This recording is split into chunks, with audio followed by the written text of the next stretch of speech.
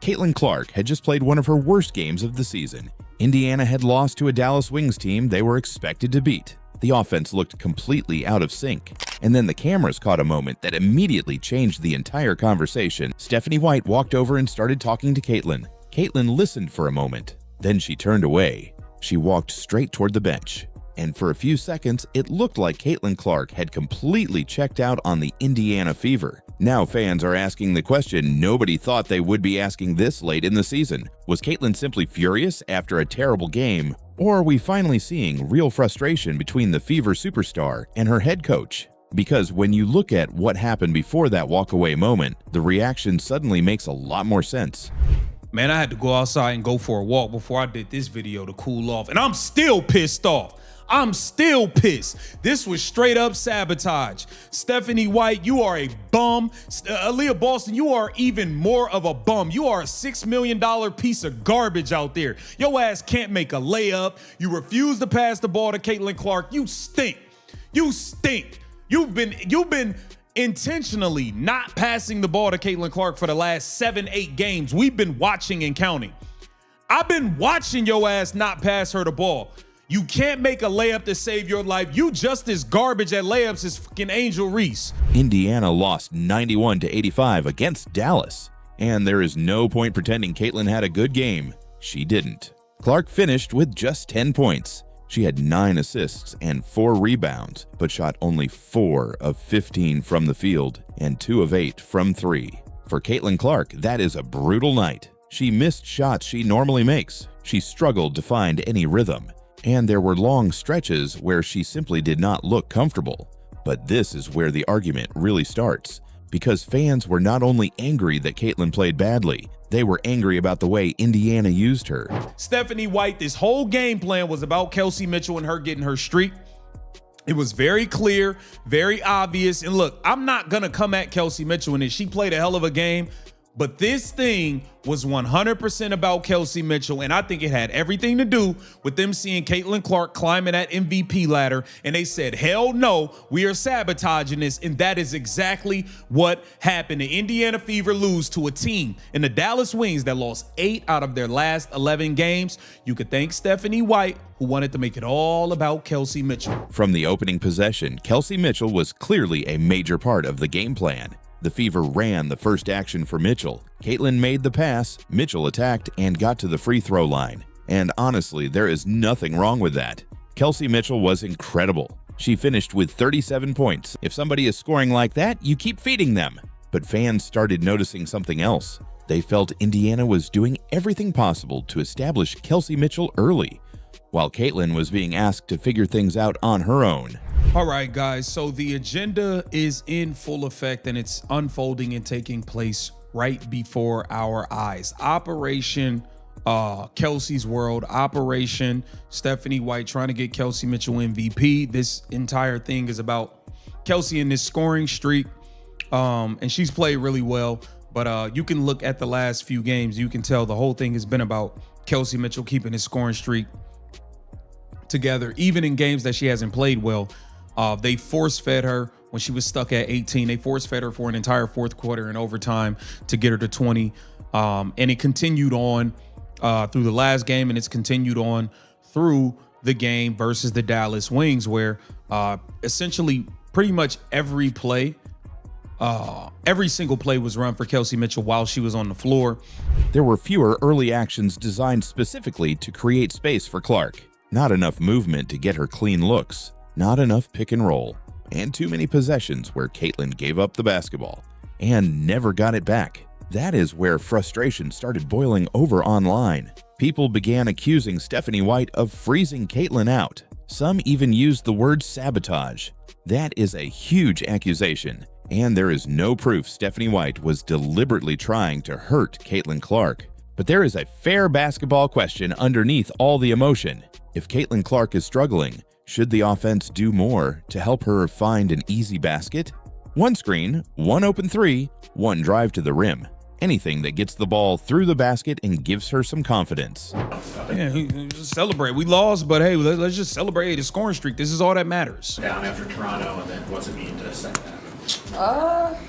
I think that it's a part of the game. So for one, I just want to, congratulate my team for making me look good. Stephanie White running every play for you, but you a baller. You get your buckets, but Stephanie White has completely catered the entire offense to Kelsey Mitchell. There's no pick and roll action, which is the main strength of Caitlin Clark's game. Caitlin Clark has been forced to be an ISO scorer, and she's so good. She's gotten good at it, but that's not the bread and butter of her game. The bread and butter of her game is the ball screen action, and it's been completely eliminated to suit what Kelsey Mitchell essentially does best.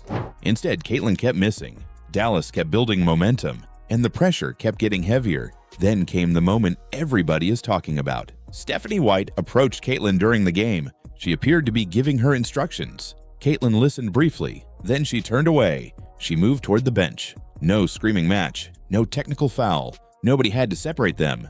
But the body language was enough, because Caitlin Clark looked completely fed up. And once that clip hit social media, the theories exploded. Indiana Fever could try to do all the PR stuff that they want to do to try to cover this up. But at the end of the day, ain't no covering this up. Y'all hella lying. So this was an incident that happened at the game. Caitlin Clark and her coach hate each other. Right? Brick Center captured this moment right here, right? Now, I'm finna play this moment for y'all, and I want to know y'all reaction to this. Let's play it. She's been scuffling a little bit lately from the free throw line. It's something she mentioned to us today at shoot-around. This was 2 free throws late in the Vegas game. Yes. Indiana has been rolling. So as you guys see there, Stephanie White was still trying to talk to Caitlin. And Caitlin, look, Caitlin turns her back. And walks away. Walks away from her like, shut up. I ain't even trying to hear that. Some fans said Caitlin had finally had enough of Stephanie White. Others said she was mentally checking out of Indiana. Some even started calling for the Fever to choose between Caitlin and the coaching staff. But there is something important we need to say here. Caitlin Clark did not literally quit the Indiana Fever. She did not announce that she was leaving. She did not refuse to play again. And a few seconds of body language cannot prove that Caitlin and Stephanie White suddenly hate each other. Caitlin had just endured an awful night. Her team was losing. She was frustrated. It is completely possible that she was angry with herself, angry with the game, or simply did not want to hear another instruction at that exact moment. Players get emotional, coaches get emotional, and television cameras sometimes catch 5 seconds that look much bigger than they really are. But this clip is getting so much attention for one reason. People were already questioning Indiana's offense. That is why the walkaway moment hit so hard. It did not create the conversation. It poured gasoline on a conversation that was already happening. Fans have watched Caitlin dominate games when the offense runs through her, when she attacks, when she uses screens, when she forces 2 defenders to chase her. That is when Indiana becomes dangerous. Because once the defense collapses on Caitlin, everybody else gets better opportunities. Kelsey Mitchell gets space. Aaliyah Boston gets openings inside. Shooters get clean looks. Cutters get lanes to the basket. But when Caitlin spends long stretches away from the action, Indiana can suddenly look completely different. And that does not mean Kelsey Mitchell should stop shooting. Absolutely not. She scored 37 points. You don't punish someone for playing well. The Fever need Kelsey. They need Aaliyah Boston. They need Sophie Cunningham. They need everybody. But balance does not mean turning Caitlin Clark into a spectator. That is the challenge Stephanie White has to solve, especially on nights when Caitlin is struggling. A great coach cannot simply wait and hope the superstar figures everything out. Sometimes you have to manufacture confidence, get her moving, create an easy look, run a screen, force the defense into a decision, because once Caitlin sees one shot fall, the entire game can change. That never really happened against Dallas, and Indiana paid for it. The craziest part is that the final margin was only 6 points. This was still a winnable game. That makes every missed opportunity feel even bigger. Caitlin's poor shooting mattered. The coaching decisions mattered. The offensive balance mattered. And Dallas simply executed better when it counted. You do not need a secret conspiracy to explain what happened. But you also cannot ignore the image everybody saw. Stephanie White talking. Caitlin turning away, Caitlin walking toward the bench. For a player who normally competes through everything, it looked unusual. And now every interaction between these two is going to be watched. Every timeout, every substitution, every conversation, every time Caitlin gives up the basketball and does not get it back. Because if this was just one bad moment after one terrible game, it will disappear quickly. But if we start seeing this body language again, if Caitlin keeps looking frustrated with the offense, if those uncomfortable sideline moments continue, then Indiana might have a much bigger problem than one loss to the Dallas Wings. And that is what makes the next game so interesting. We are not just going to be watching Caitlin Clark's points. We are going to be watching everything that happens around her. Comment yes if you think Indiana needs to make Caitlin Clark the clear #1 priority in this offense, because one frustrated walk toward the bench can be nothing. But if it happens again, people are going to start wondering whether Caitlin Clark is walking away from something much bigger. You know, Ty is probably one of the best teammates I've had. Like, she's always there supporting everybody, like uplifting everybody. So it's really fun to see her kind of like come into her own and thrive. And whether she plays 2 minutes or she plays 20 minutes, she's the same person in the locker room and shows up and works every single day.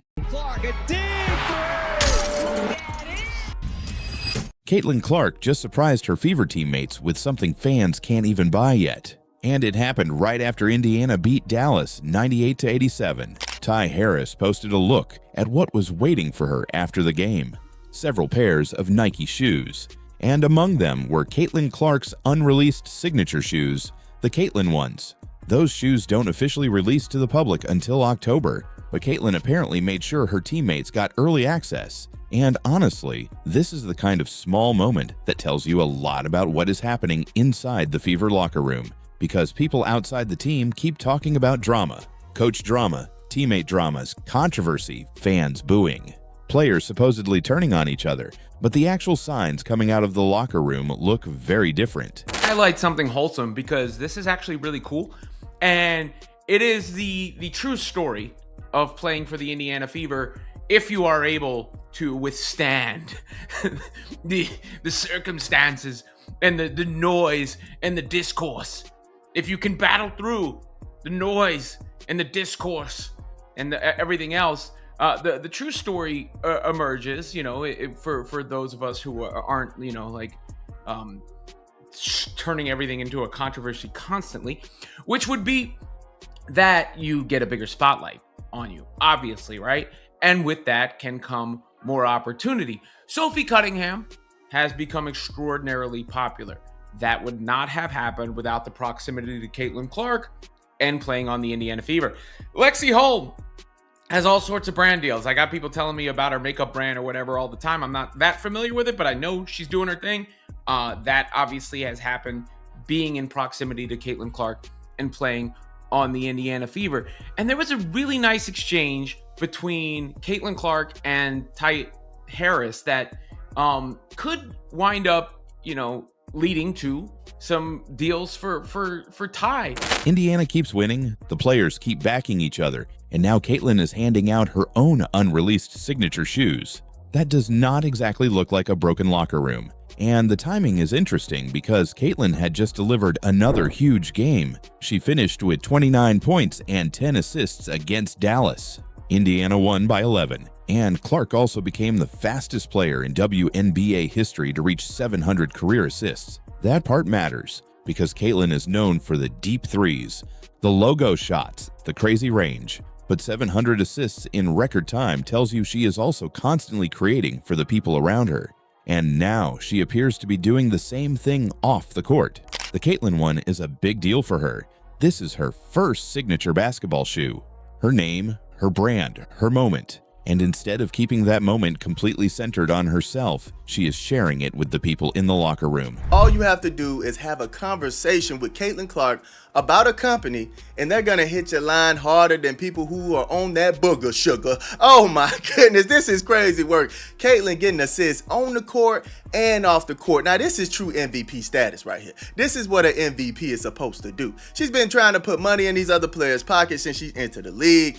And right off the bat, off this interview, you can see her getting it done, man. Ty Harris now in cahoots with Olipop. Man, this is crazy work, all right? Now, like I stated, Olipop, man, ended up actually tweeting this. Ty, girl, let's chat. All right. And this is all that happened. They came to the podium after the game, right? And listen to what happened. Why y'all be doing that? Why y'all superstars be doing that? Because y'all not sponsored by them? No, I don't drink all Caitlin, the sorry. Yeah, there you go. Somebody else sign her. She's on the market. As you can see, man, Caitlin Clark dropping the gems. Hey, I'm not signed by them. All right, I'm not signed by them. That's why us superstars do that. That is where this story becomes bigger than sneakers, because being the biggest star on a team can easily create tension.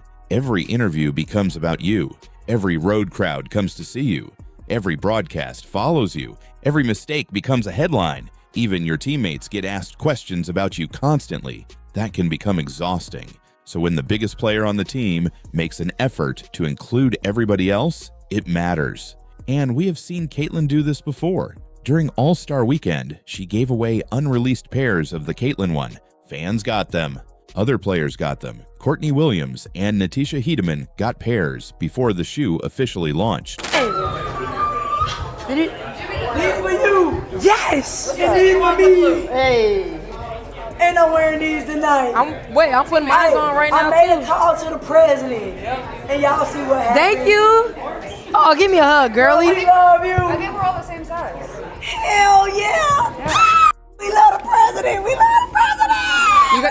You're Look at the these. second player to ever play in them after this other young girl. But yeah. For real? Yeah. Now the same thing is happening inside Indiana. And that feels especially important because the Fever have had a lot of noise around them lately. Stephanie White has been criticized. Fans have booed. Sophie Cunningham has been dragged into controversy. Every week, there seems to be another story claiming something is wrong in Indiana. But the actual team keeps giving us evidence that they are still connected. Caitlin has defended her coach. Players have talked about how close the group is.